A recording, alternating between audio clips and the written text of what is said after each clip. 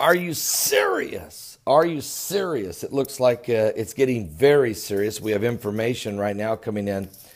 Of course, yesterday, Nikki Haley, the U.S. ambassador to the United Nations, had stern words for North Korea.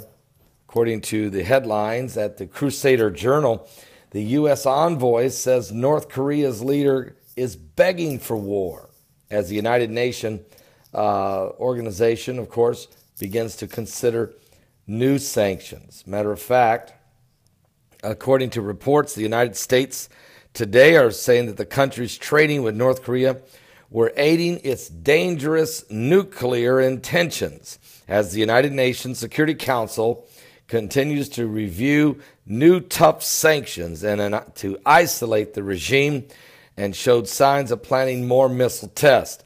Now, South Korea said it was talking to Washington about deploying aircraft carriers and strategic bombers to the Korean Peninsula following North Korea's sixth and most powerful nuclear test on Sunday. At a Security Council meeting, the U.S. Ambassador Nikki Haley said North Korea's Jong Un was begging for war. What? And urged that the 15-member group adopt the strongest possible measures to deter him. War is never something the United States wants. We don't want it now, but our country's patience is not unlimited.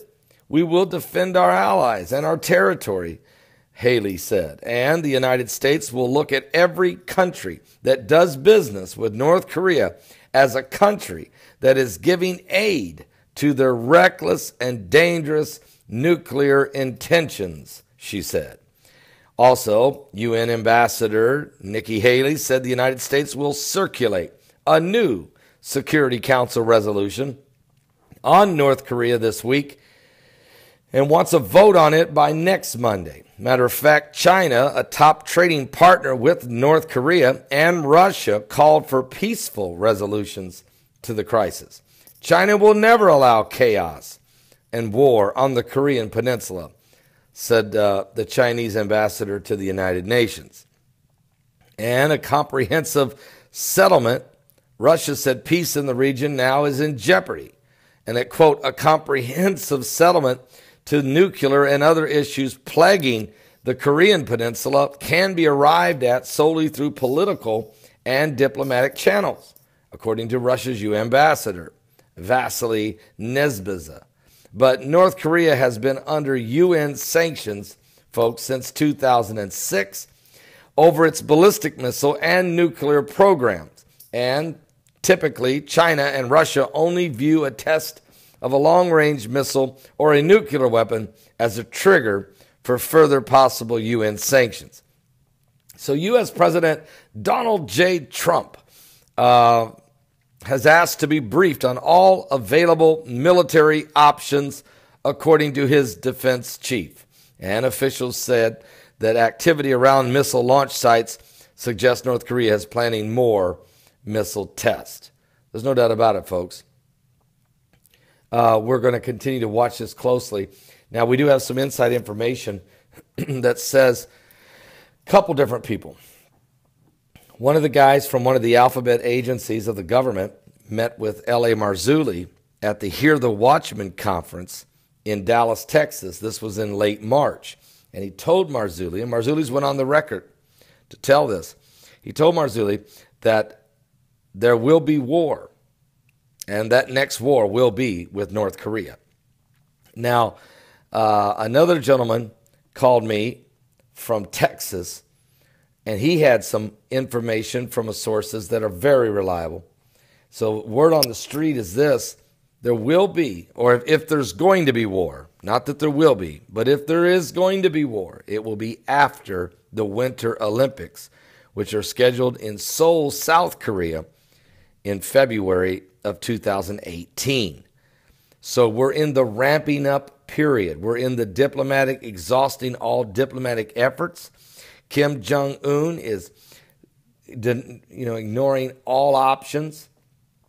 He's going forward with testing his hydrogen bombs and missiles.